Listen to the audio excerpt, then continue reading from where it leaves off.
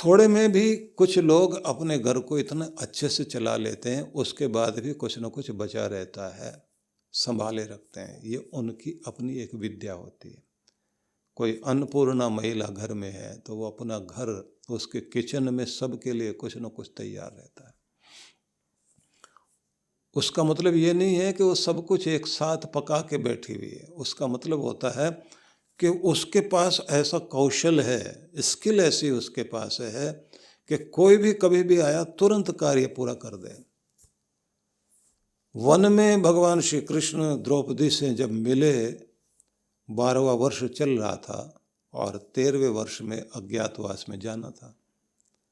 तो आप समझिए कि उनके पास उस समय, क्योंकि कृष्ण जब आए तो पांडव लोग वन में बहुत आगे कहीं गए हुए थे और घर में उस समय कुछ शाक पात लाने की व्यवस्था नहीं थी, कोई साथ में था नहीं उस समय। तो केवल चावल उनके पास में थे। द्रौपदी ने उस चावल के जरिए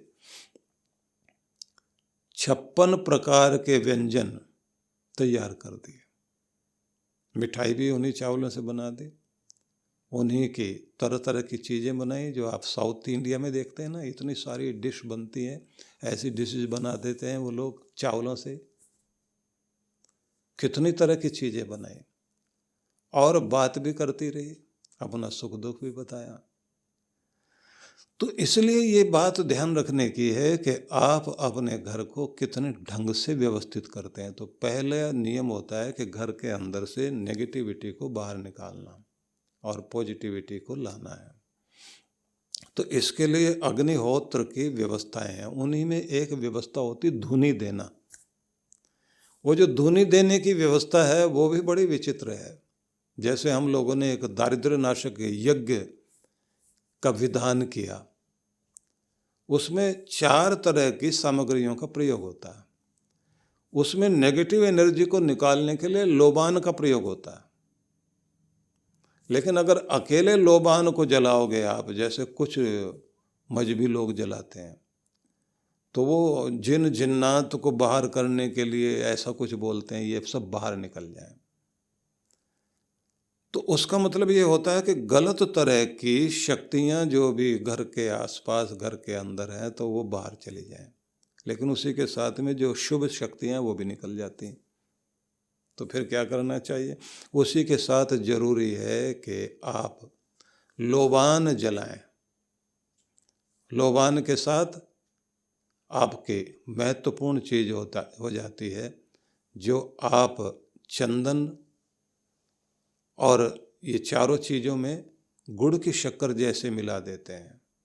तो इनके मिलाने के साथ चंदन का जैसे हम मिलाते हैं, प्रयोग करते हैं, तो चंदन देवताओं को, देव शक्तियों को खींचता है। और गूगल जो है वो बहुत ज़बरदस्त चीज़ है। वो आपकी पॉजिटिव एनर्जी को अपनी तरफ खींचता भी है, टिकाए रखता है। और मिष्टान डालने से जो है रोगाणु तो दूर होते ही हैं, लेकिन साथ साथ में स्थिरता आती है। तो इसलिए कहते हैं कि हफ्ते में कम से कम 2 दिन ऐसा बना लीजिए, मंगलवार शनिवार 2 दिन रख लें। घर के अंदर आप उसका धुआं करें। और धुआं करने के लिए भी कहते हैं गौ के गोबर का उपला आप गैस पर जलाकर और फिर थोड़ा सा घी डाल के गौ का, और उसके ऊपर जो है आप सामग्री डालें। आपके घर में घी आप कहीं से भी मार्केट से लाते हैं, तरह तरह का मिलावटी चर्बी मिला हुआ, कौन सा भैंस का क्या है, गाय का दूध आप लोग मंगाते हैं, तो उसकी मलाई इकट्ठी करके आप उसी से थोड़ा घी बना लीजिए। आपने थोड़ा सा तो 2-3 चम्मच ही तो डालना है, उससे आप प्रयोग करके देखिए। बार बार घर में कलह कलेश होना, बिना मतलब का तनाव आना, हर समय नेगेटिविटी बने रहना, नकारात्मक बातें करना, निराश रहना, चिंता करते रहना, ये जो आरोमा थेरेपी इतना चल पड़ी है, आपके प्राचीन काल से तो चला आ रहा है, जो आपका प्रयोग है। आपके यहाँ चंदन को प्रयोग में लाने के लिए कहा गया। धूप की लकड़ी बहुत अच्छी लकड़ी मानी जाती है। अगर है, तगर है, चंदन है, झाऊ बेर है, कितनी तरह की चीज़ें हैं आपके यहाँ। 33 प्रकार के औषधियों को कहा गया है कि हवन में डालना चाहिए। तो महाभारत में ऐसा लिखा है कि प्रत्येक व्यक्ति को 5 अग्नियों की सेवा करनी चाहिए। वो 5 अग्नि में सबसे पहले तो अग्निहोत्र करना चाहिए। पंचाग्नयो मनुष्येण परिचर्या प्रयत्नतः, ये सेवा 5 अग्नियों की सबको करनी चाहिए। अब उनमें जो है एक आ गया अग्नि, अग्नि से हो गया अग्निहोत्र, दीप जलाना, धूनी जलाना, हवन करना, ये अपना सबको आना चाहिए। दूसरी चीज कहते हैं पिता माता। पिता अग्नि है, माता अग्नि है। अपने माता पिता को प्रसन्न करना, उनका आशीर्वाद लेना, उनका जी ना जलाना, दिल ना दुखाना। हमारे किसी भी कारण से माता पिता की आंख में आंसू नहीं आने चाहिए। ये सब संतानों का कर्तव्य होता है। उससे बरकत तो पड़ती है, समृद्धि आती है। और फिर तीसरा कहा गया है, मतलब माता पिता अग्नि, ये 3 हो गए। और चौथा कहा गया है गुरु। गुरु का सम्मान, सेवा, सत्कार, गुरु के प्रति श्रद्धालु बने रहने से भी ज़्यादा बड़ी चीज़ मानी जाती वफादारी। गुरु के प्रति इतनी वफादारी, इतनी बड़ी निष्ठा, देश के प्रति, धर्म के प्रति, गुरु के प्रति निष्ठा को सबसे बड़ी निष्ठा माना जाता है। ये ऐसी वफादारी होनी चाहिए जिससे हम कभी भी विचलित ना हों, हिले नहीं। जिसके हो गए और इतने हो गए कि फिर दुनिया में कोई इधर से उधर हिलाना चाहे तो हम हिल ना पाए। 5 अग्नियों की सेवा को बहुत महत्व दिया गया। और महाभारत में ही ये भी समझाया गया है, दमेन शोभते विप्रह। हर ज्ञानी व्यक्ति का, ब्राह्मण का पहला कर्तव्य है कि उसकी शोभा उसके नियंत्रण से है, खुद पर कंट्रोल करे तो उसकी जिंदगी की शोभा है। फिर साथ में कहा क्षत्रियो विजयेन तु, क्षत्रिय जो है उसकी सफलता है विजय प्राप्त करने में।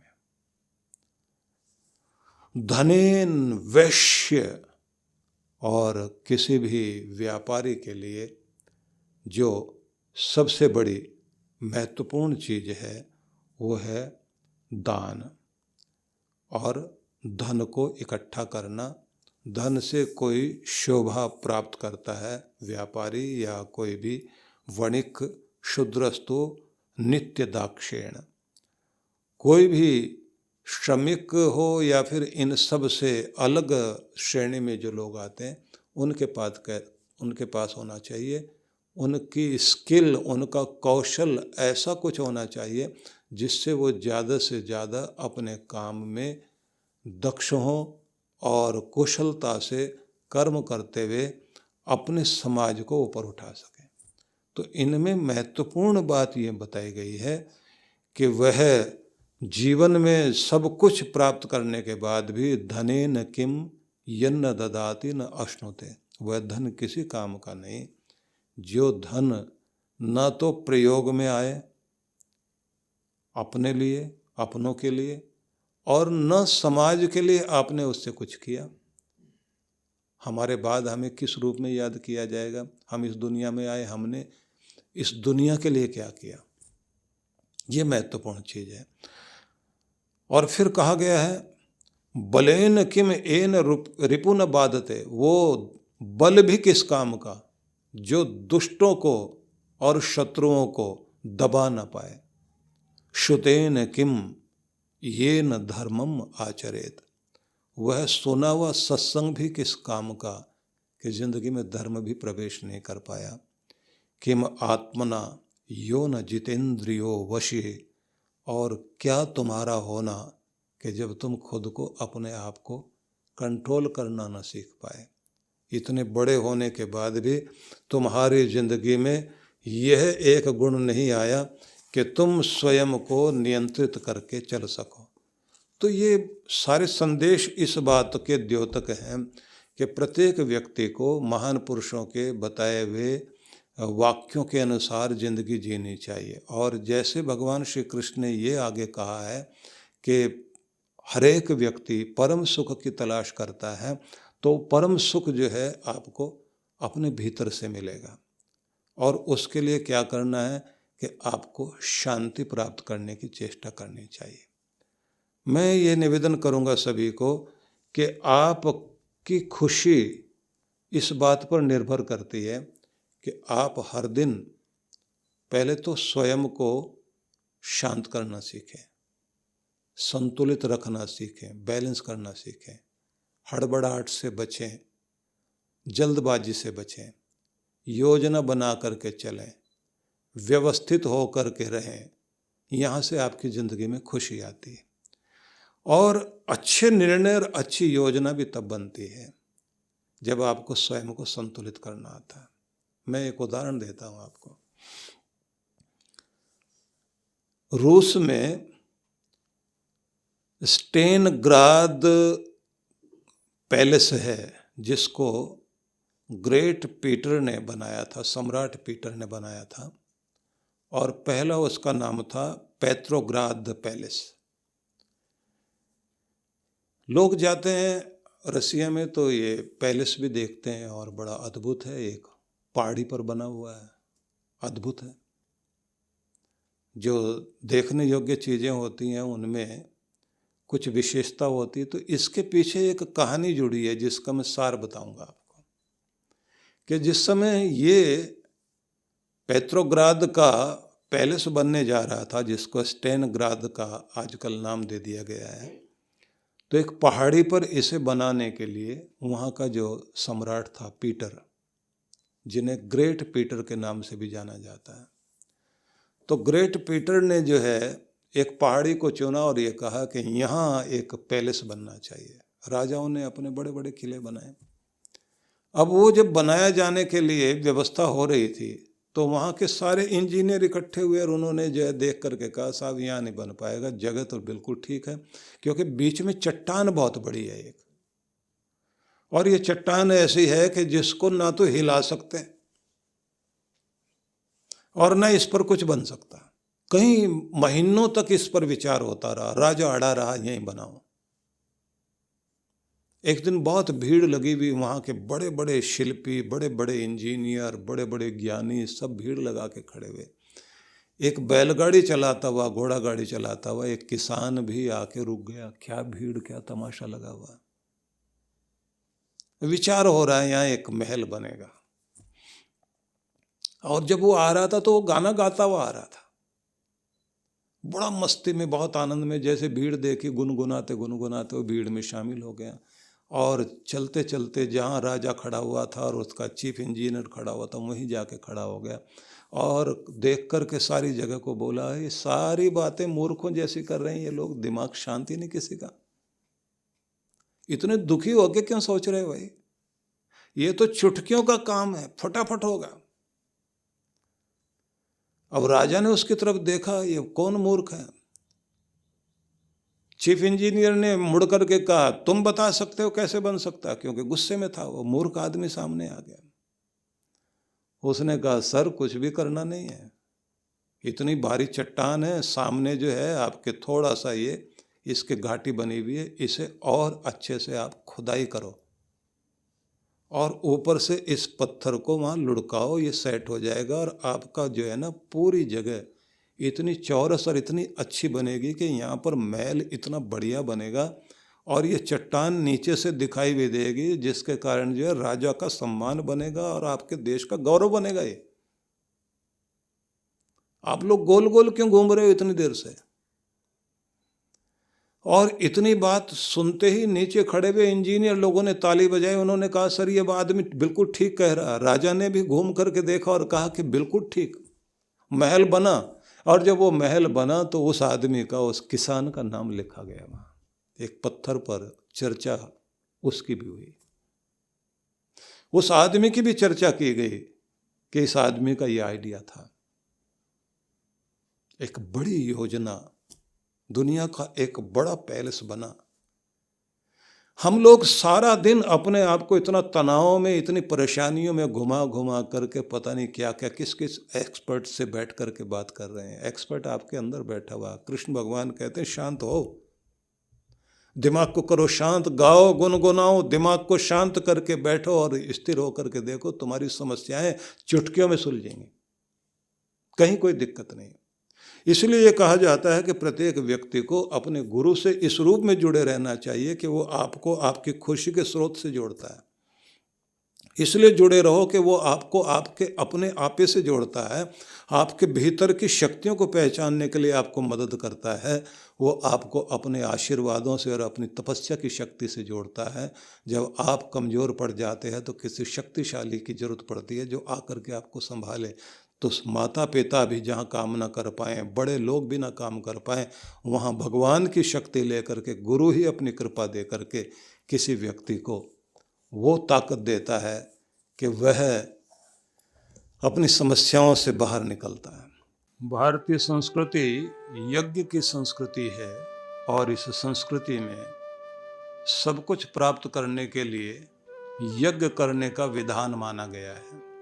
आनंद धाम आश्रम में प्रत्येक वर्ष की तरह इस बार भी श्री गणेश लक्ष्मी यज्ञ का आयोजन है, जिसका अर्थ हुआ कि शक्ति भी, सुमति भी और समृद्धि भी, तीनों शक्तियों को, तीनों कृपाओं को, तीनों प्रकार के आशीर्वादों को प्राप्त करने का एक सुंदर अवसर हमें आज के इस माहौल में, इस दौर में बहुत आवश्यकता है।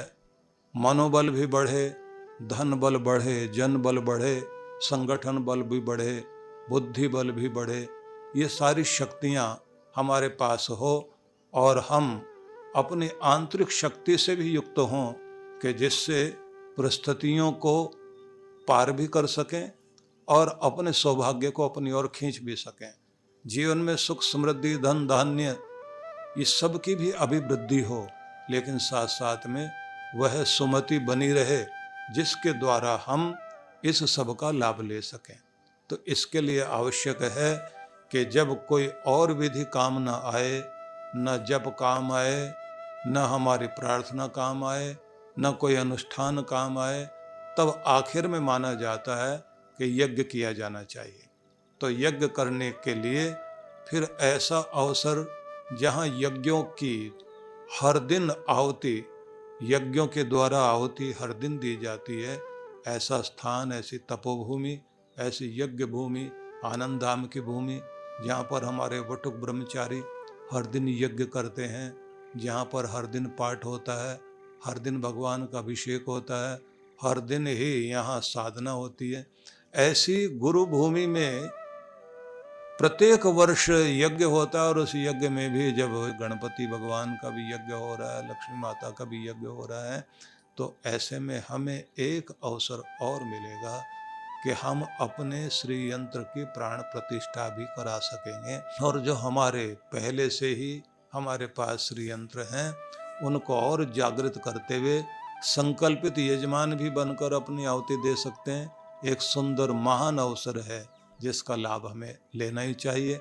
और ये भी हम मानकर चलें कि इस यज्ञ के द्वारा ही, अग्नि पूजा के द्वारा ही हम अपने समस्त देवताओं को प्रसन्न कर सकते हैं, क्योंकि कहा गया है स्वर्ग कामो यजेत, स्वर्ग के कामना वाले व्यक्ति को यजन करना चाहिए। और यज्ञो वै विष्णु, भगवान का रूप ही यज्ञ है। आहुति दी गई, भगवान को प्राप्त हुई, भगवान प्रसन्न हुए और आपने प्रार्थना की, उन्होंने तथास्तु कहा, तो आपका काम बन गया। तो सभी के लिए बहुत बहुत मंगल कामनाएं। आमंत्रण स्वीकार कीजिए और आप पधारिए। निश्चित रूप से आप इसका लाभ ले सकेंगे। मंगल कामना करता हूँ।